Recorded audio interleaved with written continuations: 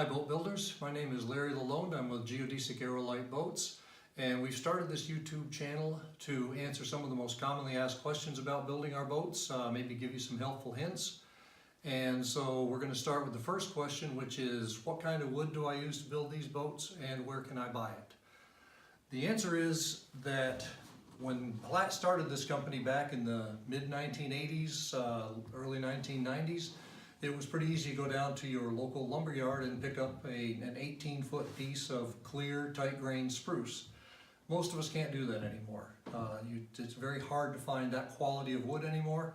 So what we've done this winter is we've built a series of 4 boats using the premium quality wood that you can get at either Lowe's or Home Depot. And this wood is either oak or poplar or what they call premium pine. And we've been building boats with it with great success. And so now we're going to kind of talk you through what you have to do to build a boat out of that type of wood. Now when using these woods, the premium woods from Lowe's and Home Depot, the biggest issue you're going to have is that the wood only comes in up to a 12-foot length, so you're going to have to put in a scarf joint to make most of our boats. That's not a big deal, and we'll cover making scarf joints in the next video.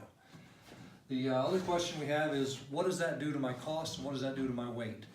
The weight isn't a big deal. If you build the boat this size, this is a 12.5-foot solo boat, if you build a boat this size out of the recommended spruce and ash, spruce for the long pieces, ash for the ribs, the boat's going to weigh somewhere around 9.5 pounds for the frame.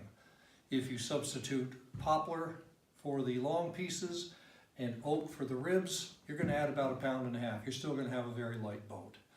So the components of the boat are the long pieces, which in this boat are about 13 feet long, are the stringers, which are these pieces right here. There's 10 of them.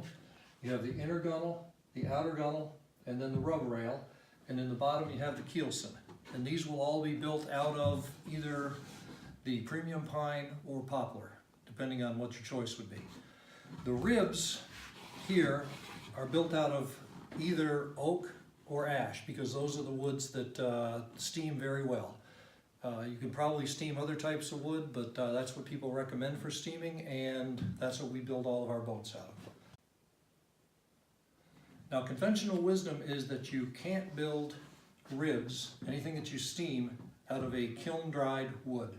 The good news is that we've been using this kiln-dried oak from Lowe's and from Home Depot all winter, and we cut it into the rib blanks, soak them overnight, take them out the next day, put them in the steamer. They steam extremely well, they bend well, they hold their shape well, and they make a good strong boat. So the question then becomes, how much does it cost to do this? Using the premium quality woods from Lowe's, if you're using the oak for the ribs, if you're using the premium pine for the stringers, the whole boat is going to take about $40 for those pieces of wood. Now you've got some other things. You've got some cedar here for the floorboards. I build the thwarts out of cedar and oak as well. And you've got a couple of small pieces of plywood for the ends of the boat. You're still going to be in the $55 to $60 range for all the wood you need to make this boat. If you bump up the pine, instead of using premium pine, and you switch and decide to use poplar, that may add an extra $10 or so to the cost of the boat. But it is not expensive to put one of these boats together.